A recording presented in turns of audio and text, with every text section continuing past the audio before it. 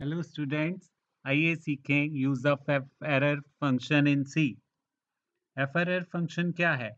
ये data file के साथ डील करते हुए अगर एरर्स आते हैं तो उन एरर्स को हैंडल करने के लिए इस्तेमाल किया जा सकता है। एफ एरर फंक्शन ये चेक करेगा कि फाइल में डेटा लिखते हुए या फाइल में से डेटा रीड करते हुए कोई एरर अगर आ रहा है तो वो डिटेक्ट हम एफ एरर फंक्शन के साथ कर सकते हैं। F error function it checks ये चेक करता है इफ एनी एरर अकर्स, क्या कोई एरर आया है रीड करते हुए या राइट करते हुए फाइल में से या नहीं।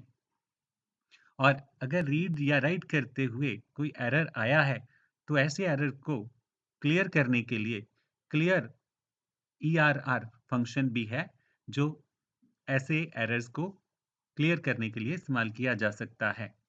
तो F error function it checks if any error occurs during reading और राइटिंग, क्या राइट करते हुए या रीड करते हुए ऐसा कोई एरर आता है फाइल में या नहीं। ओके, तो इसका सिंटेक्स है एफ एरर और राउंड ब्रैकेट में फाइल पॉइंटर वेरिएबल। तो ये फंक्शन एक ही आर्गुमेंट लेता है जो कि फाइल पॉइंटर होना चाहिए।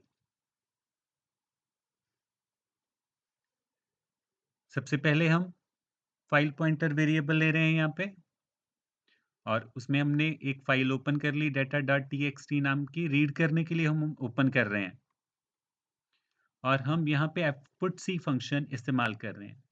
यहाँ पे फाइल हम रीड मोड में ओपन कर रहे हैं बट, और उसमें हमने स्टार्ट कर दिया फाइल में डाटा लिखना। fputc फंक्शन क्या करेगा, f वाली फाइल में जाके राइट करेगा, f में जो हमने फाइल रखी है उसमें राइट करेगा, x को लिखेगा जाके। हम fputc फंक्शन से कह रहे हैं कि x वैल्यू को f में जाके लिखे,